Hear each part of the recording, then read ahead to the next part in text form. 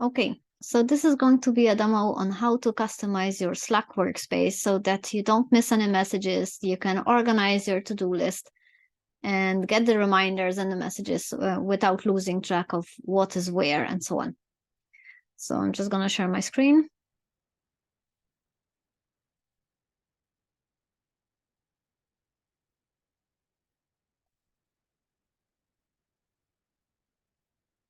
Just going to remove myself here. So first things first is on the left-hand side, you can see that you have all your workspaces listed here. So I can switch between workspaces by just clicking on the icons. You can also see that where you have unread messages will show up as bold. So if I go back here on the Colab workspace,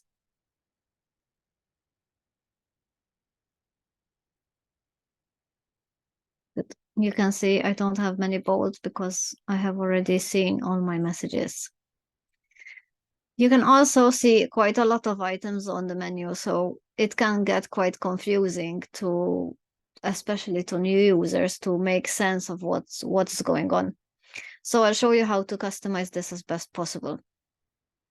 So first of all, unread messages. So this is a view where all your unread messages are going to appear all at once. It doesn't matter which channel they're in. So you really need to be very careful when you click on unread messages because that's not a filtered. You can sort them. You can sort them like a sidebar alphabetically, newest to oldest or oldest to newest and so on. So these are all options which are up here in the drop down where you can sort. There's also another drop down where you can sort out by channels, direct messages, start, and connections. So we'll talk a little bit about these as well as we go along, but I'm just gonna walk you through how I organize my space. So first of all, what I'm really interested in is the start. So start channels are the ones I'm marking as favorites. So for example, if I go to channels here, channels, let's say cool tool, right? And you see it listed under channels. If I want to start this channel, which makes it in my favorite list, let's say under the star list, then I would just click here, start channel, move to start, and it will automatically move this channel and it will be listed in my start channels. If I want to remove it later on, I can also do this, just right click and click unstart channel. So in the start channel, you want the most important and the most useful channels that you're interested in, especially if you are a newcomer within the Colab. Having a lot of channel in the start channel would not help you. So this is a really good tool to focus your attention on the channels which you want to follow. Then under this, you have direct messages. So interestingly enough, you can also star a conversation and it will go in the star. So this is something I don't do because I have a lot of direct messages. So I don't necessarily want to star all these conversations, but this is a place where you can see them. And at the bottom of this list is add colleagues. So if I click add colleagues, and I can either start a direct message, so this is where I start a new conversation with someone, or I can do invite to workspace. So this is only useful for me if I'm wanting to invite someone who's not already on the Colab Slack. If someone's already in the Colab Slack, when you put in their email address here, you'll and you press send, it will show you that the member is already there. So then you can basically search for them in the Colab. If you go to the top of this direct messages, you can also here create section, start a direct message. If I click create section, let's say helpful name, let's say I put comms engagement team. And under this, I can move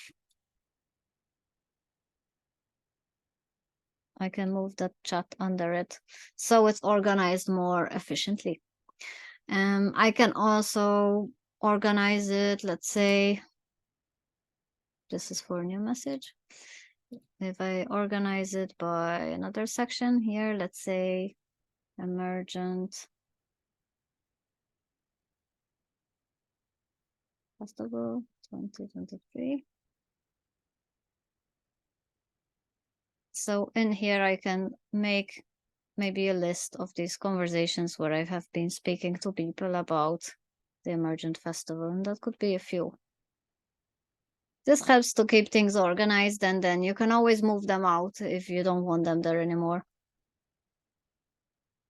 You can move the conversation simply by going right-clicking on it and then move it to wherever you want. So this is one useful way of organizing your direct message channels, let's say. If you have a task and you want to use the Slack to keep track of tasks, which I often do, there's a way to do this. For example, let's say this message has a task in it for me. I want to do two things. I want to show the person who has assigned me this task or asked me to do something, or that has posted this message. I want to show them that I want to do something with this message. So I'm going to first add the reaction, and I'm going to put a pin in it. A pin in it in the collab means that I'm going to get back to this message later for any reason. Now, if the person who posted this wants to know what I put a pin for, it's either because they know that there's a task there that I need to respond to, but if they don't know, they could also ask me. And the second action I need to do, apart from the pin, is to save this for later. So if I click save for later, there you see it appears blue, and on the top it says save for later. And then here on the left-hand side, I can click later here. Now you'll see that I have quite a few messages here. These are all my to-dos basically. And once I have clicked a message to appear for later, which is exactly what's happening here, for example, I can also assign it a time when I think I will be able to get back to it later. So it's a sort of deadline for response. In this case, I hover on the message and I click edit reminder. So this is where it's going to send me a reminder. I can click custom, change the date to the 30th, and I can leave the time the same. And this will basically reorder all my saved for messages later by date according to the reminder that I have set. Once, and I want to go here to the bottom just to get to the latest one. I have put, I'm just looking for the one I pinned earlier. This one. So this one is the one I used as an example. You can see it's pinned. And I want to give it a deadline. So the deadline is next week on Wednesday. Save. It's important that I remember what the task is for. So if it doesn't say that in the message, I could also reply to this and say, this is great, I will do something by X date, for example, so that I remember when I open the message later, I remember that I need to do something. If I click on this one, for example, this one I had saved for later to check that the task I had assigned Charlie in this case has been done or not, and I know that this morning he's done it. So once something is done, I hover on the message and I mark as complete. And this will basically take away my saved as later tag from there. I can also look at the message. If I didn't pin it, then I can also mark it now as done. Pretty much.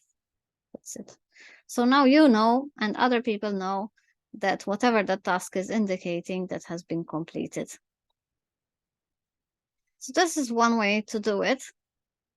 You can also find your own ways to do something. And if you clicked something complete, which you didn't want to click complete, you can go to the completed and see here a list of completed tasks that you did before. So if you don't want a huge list, you can also clear completed items, so that gets rid of them. And you can also set new reminders. So a reminder is not only on the message that is found in the Slack space somewhere, but you can also add reminders to yourself. So for example, if I want to set a reminder for tomorrow, or actually later today, maybe this before I leave there, remember to send out contributor reporting deadline reminders. So that's a reminder for myself and will appear in my remind list. It will be in the progress. And this is my reminder here. So it's important that whatever reminder you write is obviously has enough detail for you to remember what you need to do. This is one way of keeping organized in Slack.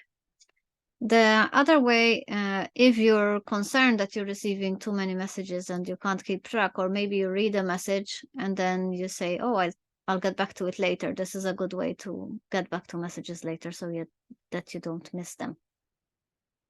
The other way to look at messages is by using activity. So in this case, you want to see that where you have been mentioned. So the first step is to click activity and then go to mentions. And this gives you a list of where you've been mentioned. So this includes not only when people mention you specifically by your username. In this case, you can also see that the mentions show user groups in which I am a part of. In this case, the IoT team, the contributors, I am in this channel, and this is why I'm getting these notifications, because it's not only people who have mentioned me by name directly, but also in these other user groups I'm in. And this is a way to view the messages, make sure I haven't missed any messages that are where I am mentioned, and I can click through them. So if I click through it, I see that here I have replied, for example. And this is good practice especially if I open messages from my phone and then I don't know where I was.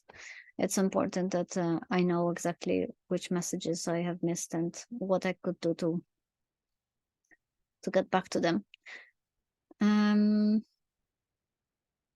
Right. And this also gives you the opportunity again to, when you're running through them, that you can set reminders for later. So for example, in this one, I have marked it as done, so I don't need to do anything later. Good. The next one is the threads. So this tells me what threads I have been involved in that may have a reply. So sometimes someone else started a thread, maybe I reply and someone else replies after me, and this is where I can see whether there's any threads that I haven't seen. And the last one is reactions. This is where you can see people are reacting to you. And you can also see here that I have some messages that are saved for later also appear saved for later here. So that's pretty much that. If I click on more here, there's also apps. This is where reports from different apps are received. It's not relevant to all users, only people who request reports. And also invitations. So this is where I have been added to different user groups and so on. Okay, so that's that. Direct messages, you can toggle this to show you only unread messages, like I have it here, or you can just show all messages. So this is basically just a string of direct messages, and at the top it will show you who you're in direct message with. This is important because you don't know who you're replying to otherwise, and the way that Slack is showing conversations now is quite different than how it was showing before. So if I want to send a message to Kate, for example, I don't want to do it in this group because this is a group message and not to her directly. If I want to reply to Kate specifically, then I go to the chat where it's only Kate is there. If the person I want to talk to isn't here, or I'm not replying to a message that I remember directly, but I want to send a new message, then I just click new message, which is right here at the top. And here I can send a message to the channel, someone in particular, or even their email address if they are part of the Slack already, or a channel or a user group. So if I wanted to send to a user group, for example, user group.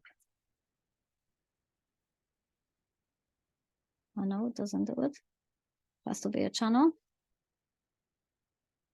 So let's say I want to send a message in that channel, I would write it up here. If I want to send a message to a person, then I would write the person's name. When I start writing the person's name, you will also see that it shows you all the group messages that you've seen before. So you have to be careful which group message you need to send your message to. In this case, I send it only to Charlie, for example. And I start writing the message, whatever that is. That's pretty much it. And then on the home view, let's say I'm a new person in the collab and I want to explore channels. You can go on channel. You can click on channel. You can create new channels if you want to. Create a new section where you reorder your channels. That's also possible if you want to keep more organized, for example. And you can browse all channels here under manage. And here you can see a full list of channels that you can join. And the ones that you're already in will be shown as joined. You don't need to join all channels, but if you're new, it may be interesting to have a look around, and maybe you want to join a few channels, and then later, if they're not relevant to you, you can always leave a channel if you like.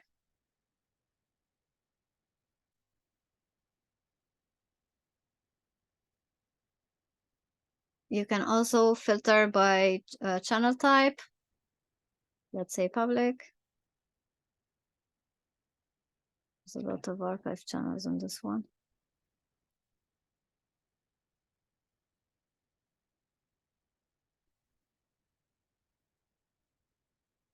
And you can also filter by organization. We have different organizations that are active in different parts of the space. But I think the recommended view would be all channels.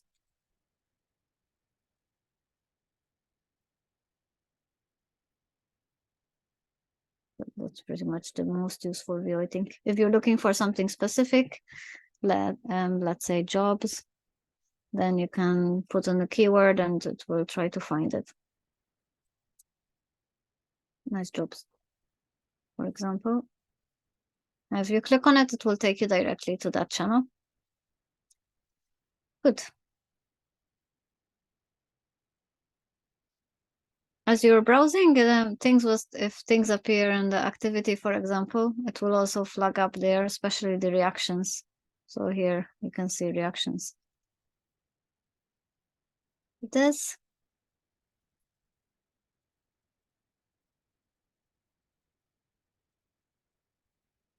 And on the top part of your home, where it says PC Collab, underneath this, you can also invite people. So this is another way of inviting people into the Slack workspace if you want to do that.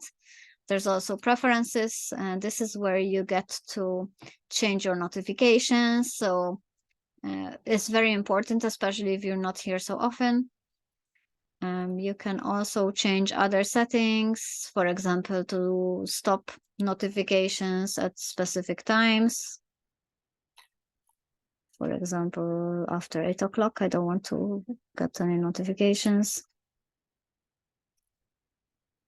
After 8 o'clock and before 9. And you can change all these. You can, I like to use the space without sounds. So this is my little quirk. So I mute sounds as much as possible. And important to make sure your notifications are properly set up for your amount of usage. So if you are not here so often in the Slack space, but you don't want to miss anything, then you want the Slack to send you email notifications, because it is likely you're going to miss messages, because since I'm here every day, I don't need this kind of notification. On the home, you can here change a little bit what's shown in the sidebar, so you can toggle what you can see there. And you can also show all conversation on read mentions and so on, that you can have a go at customizing these different ways of seeing your platform, basically. Okay, you can also customize other things, which may be fun. So you can change the colors of your Slack. Let's say this one, so it gives a little interesting colors, just to make this a little bit more fun to look at. First, it's up to you, really. It's just a little bit creativity. These are new themes that didn't exist before in Slack. And then I can save there, save the here, messages and media. So I have mine on compact, which makes sure that everything is quite small, but you can also change it. So this is the clean version and this is the compact version. The clean version, as you can see, includes also the images. I don't need the images, just have that. You can also have full and display names. So that's a full and display name, for example, and this is just a display name, which is just like how I like it. And you can customize some other things. So I'm not going to go through all of these because I think it will be a fun thing for you to explore the different things you can change. Just be careful that you are basically picking out the most important, which is the notification, so that you don't miss any messages. And there's also different languages if you want to use it in Spanish, for example, or any other languages listed here. May be useful if you're learning a new language or you want to use it in your mother tongue if it's listed here as an option. I'm just going to change it back to English for the moment. As you can see here, I have my accessibility zooms at 1 to 5 because I have quite poor eyesight, but you can change it how you want. And yes, you can change different things basically. Good.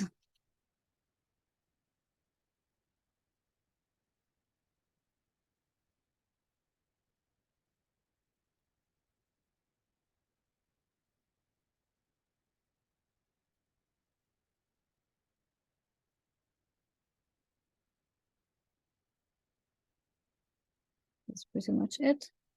And close it. This is my new look. Under the more section, there's also other things that you can look at. That includes any automations. You can create and find workflows that are active in the space. This is quite specific, I would say, to some users. Not all users will find this useful. There's also canvases. If you've created any canvases, they would be appearing here. You can also create new canvases. And if you click on your organization here, there's channel people. So if you're looking for specific people, for example, if I click on myself here, you can also see my profile, and at the bottom here is a bookable calendar link, so people can book meetings with me if they need to. There you can also add here extra information about yourself, where people can reach you by email, what's your role here and what you're doing. So if I click on someone else's example, let's say Eileen. So Eileen has got her email and her phone, but doesn't have a bookable link. That's something she could add perhaps onto her profile. Good. So that's the list of users. So you can run through it and have a look who's there. And then there is user groups. And these are all the different user groups. The one that are grayed out are no longer active. So I can also exclude the activated just to give me what's active right now. And these are the different teams. So if I click on this one, for example, it shows me members of the Learn team. If I click on individual role holders, it gives me a list of role holders for this project. And any project and any group can create their own teams according to their need. And you can also create your own user group if you need it for your work. So if I go back here, there's also a files section. So these are recently viewed files, files that have been shared with me. Sometimes it's useful. If someone sends me a file and I can't find it in the threads, I can search here, and also files created by me. Again, if I need to search for something specific, then I can search these files. Okay. I think that's a lot of material. There's also good search systems on Slack, which could be useful for people. So you can here on the little upside down triangle here, you can have a look at customize everybody or all activity and so on. So you can further filter what you're looking at. If you click unread messages only, then there's no unread messages there. So it closes everything, for example. If it's all activity, then it reopens them again. And I think it was customized by section. So I'll just leave it how it is. Let's say I want to search something here. So if I click find the nice jobs, which is the name of the channel here, I can also change the channel. Let's say digital circle.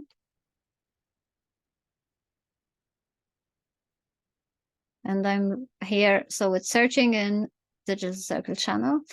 It's telling me there's 5,626 files listed here. So, messages. So that's a lot of messages. If I need to be more specific, let's say research.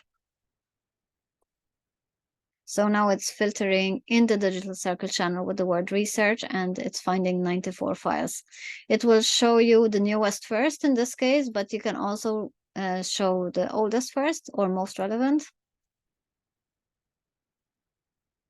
And this will show me all the messages which include the word research.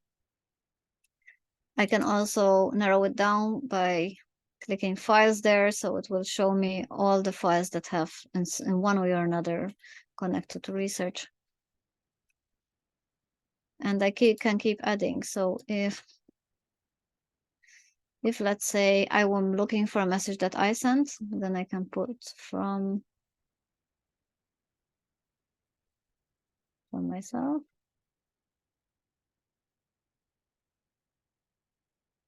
So that will further narrow down the research. And up here, you can put more filters, basically. These are all filters.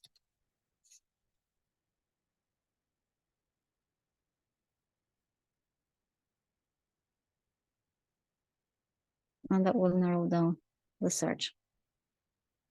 So the search is really powerful, but only if you know exactly what you are looking for, I would say. In general, as you can see, there's huge amounts of numbers of messages in Slack. So really being able to using a system where you have, for example, the read later activated and flagged and properly maintained, then this is really going to help you not miss out any messages.